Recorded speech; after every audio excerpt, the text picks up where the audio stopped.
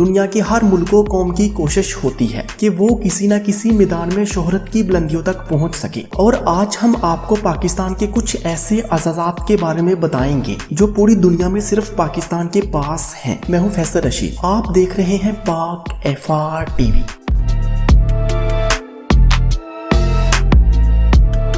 Number 1، اولین مسلم خاتون وزیر اعظم۔ مسلم ممالک میں سب سے پہلے وزارت عظمیٰ کے عہدے پر کسی خاتون کی تقرری بھی پاکستان ہی میں ہوئی۔ بے نظیر بھٹو سن 1988 سے سن 1990 تک اور پھر سن 1993 سے سن 1996 تک پاکستان کی وزیر اعظم رہی۔ نمبر 2، بلند ترین مقام پر ATM۔ دنیا بھر میں سب سے زیادہ اونچائی پر ATM مشین پاکستان میں ہے۔ گلگت بلتستان میں کھنجراب پاس پر سطح سمندر سے 15,300 فٹ یا 4693 میٹر کی بلندی پر واقع نیشنل بینک آف پاکستان کے ATM کو دنیا کا اونچا ATM ہونے کا اعزاز حاصل ہے۔ نمبر 3، سب سے کم عمر نوبل انعام۔ سب سے کم عمر میں نوبل امن انعام ملنے کا اعزاز بھی ایک پاکستان کو حاصل ہے۔ ملالہ یوسفزئی کو جب نوبل انعام سے نوازا گیا تو اس وقت ان کی عمر صرف 17 برس تھی۔ ملالہ سے پہلے ڈاکٹر عبدالسلام کو 1979 میں نوبل انعام کا حقدار قرار دیا گیا تھا۔ نمبر 4، سب سے بلند شاہراہ۔ شاہراہ قراقرم دنیا کی بلند ترین شاہراہ